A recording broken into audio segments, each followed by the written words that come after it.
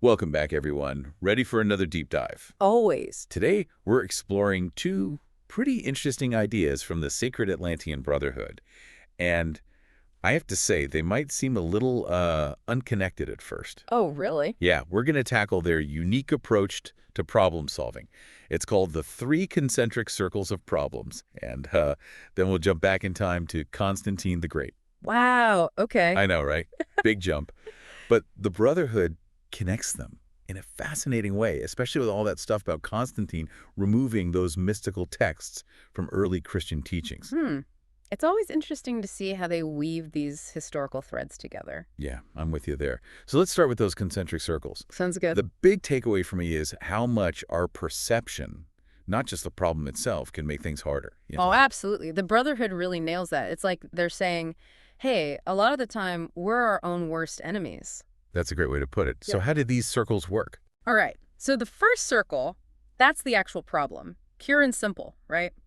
Think of it like raw data, the situation you're facing objectively. Okay, I can see that. So let's say you're dealing with, I don't know, a financial setback. That's your first circle right there.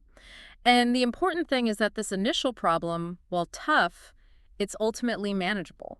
Right, okay, but we humans, we tend to complicate things, don't we? We do. We really do. And that's where that second circle kicks in, right? It's not just the problem. It's all that baggage we pile on top of it. You mean like what we think other people are thinking about it? Exactly. It's societal judgment. Suddenly, it's not just about the money. It's about, I don't know, maybe the shame or what your family, friends, everyone's going to think.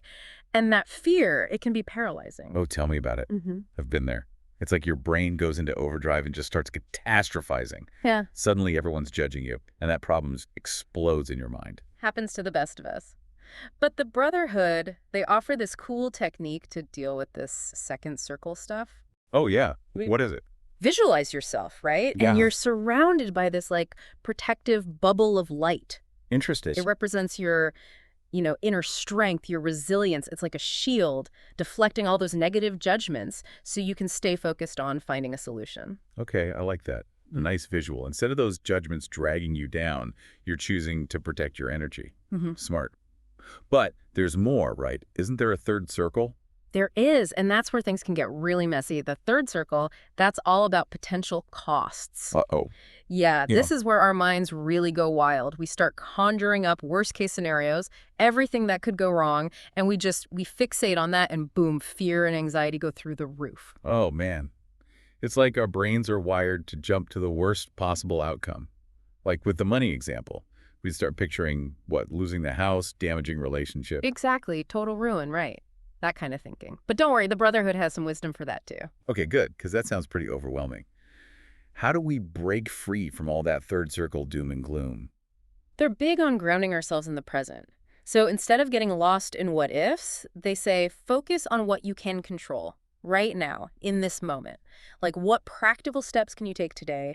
What resources can you tap into? Right, I see. Action over anxiety. Exactly. By shifting that focus, you reclaim your power and fear starts to lose its grip. And it all boils down to realizing, we may not be able to control what life throws at us, but we can control how we react. That's a really good point. And it actually kind of ties into our second topic today. Oh, yeah. How so? Well, we were just talking about those internal forces that shape our reality, like our thoughts and stuff, right? Right. But then there are those external forces too. Things like, I don't know, big historical events, decisions that shape the world around us. And that's where Constantine the Great comes in. Constantine. Now there's a figure who knew a thing or two about powerful forces. No kidding. And speaking of powerful forces, let's dive into how Constantine shaped early Christianity. Specifically, all that intrigue around him removing those mystical texts. I'm intrigued. Let's dive in. It's funny, Constantine gets all this praise for spreading Christianity. But the Sacred Atlantean Brotherhood, they hint at maybe a more complicated story there. Oh, there's always more to the story, isn't there? Especially with a figure like Constantine. To really understand his impact, we got to go back to the Roman Empire in the early 4th century. Okay, paint me a picture. What's going on back then? So picture this. You've got this vast, diverse empire, right? Tons of different religions and philosophies bumping up against each other. And Christianity, it's still pretty new on the scene, facing persecution left and right, struggling to gain a foothold. Gotcha. A real melting pot, but not an easy time to be a Christian. Exactly. But then along comes Constantine. He's a powerful emperor, and in 313 CE, he issues this thing called the Edict of Milan. Okay, the Edict of Milan. That was one that finally gave Christians some breathing room, right? You got it. But Before that, practicing Christianity could literally cost you your life. But Constantine's edict, it decriminalized the religion and basically paved the way for it to spread like wildfire throughout the empire. wow, talk about a game changer. But he didn't stop there, did he? There was also that council he convened, The First Council of Nicaea, that was in 325 CE. Basically, it was a big gathering of bishops. And Constantine, he brought them together to, try to hash out all these theological differences that were popping up within the growing Christian community. makes sense. You've got all these different groups interpreting things in their own way. You got to get everyone on the same page, or things could get messy. Right. And the decisions made at that council, they had a lasting impact. I mean, they shaped Christian doctrine and beliefs for centuries. Okay, so we've got Constantine, this powerful emperor, promoting Christianity, shaping its direction. But what about those mystical texts? The ones that got left out? Ah, yes. The missing pieces of the puzzle. What was Constantine's deal with that? Why exclude them? What was he thinking? Well, that's a question that's kept scholars busy for, well, a very long time. The Sacred Atlantean Brotherhood. They suggest Constantine might have had some, shall we say, political motives for shaping Christian doctrine the way he did. Political motives, like what? Well, think about it. He's got this vast empire to unify. And he sees the power of Christianity as a unifying force, right? But to really make it work, he needed to make sure it fit within his vision for a strong, stable Roman society. Interesting. So maybe he felt like he needed a more streamlined version of Christianity, something that everyone could get behind without too much, I don't know, disagreement. Precisely. And maybe, just maybe, those mystical texts with all their emphasis on individual spiritual experiences and, challenging traditional authority, well, they didn't quite fit that vision. I can see that. It's like he wanted a version of Christianity that emphasized obedience and conformity, keep everyone in line. It's a compelling argument. A version that wouldn't rock the boat too much, so to speak. And to achieve that, maybe those texts that focused on personal enlightenment, those had to go. So what? He just tossed them out, never to be seen again. What kind of texts are we talking about here specifically? What made them so different from what ended up becoming like standard Christian teaching? Well, one of the most famous examples is the Gospel of Thomas. Okay, I've heard of that one. Now, unlike the canonical Gospels, the ones that focus on Jesus's life and teachings as this historical figure, the Gospel of Thomas is more like a collection of sayings attributed to Jesus. But these sayings, they delve into some pretty deep stuff. Inner spiritual knowledge, direct experiences with the divine. Ooh, that sounds right up my alley. More mystical, less historical. Exactly. And it emphasizes personal enlightenment over, blind faith in institutional authority. I can see why that might have made Constantine a little nervous. Right. I mean, imagine you're an emperor trying to hold this massive, diverse empire together. And then you come across a text that encourages people to seek their own understanding of the divine, potentially even outside the established religious institutions. Yeah, that's not exactly going to help you maintain control and order. Not exactly. So maybe Constantine saw a text like the Gospel of Thomas as, well, a potential threat to the authority of the church, and by extension, a threat to the authority of the Roman state.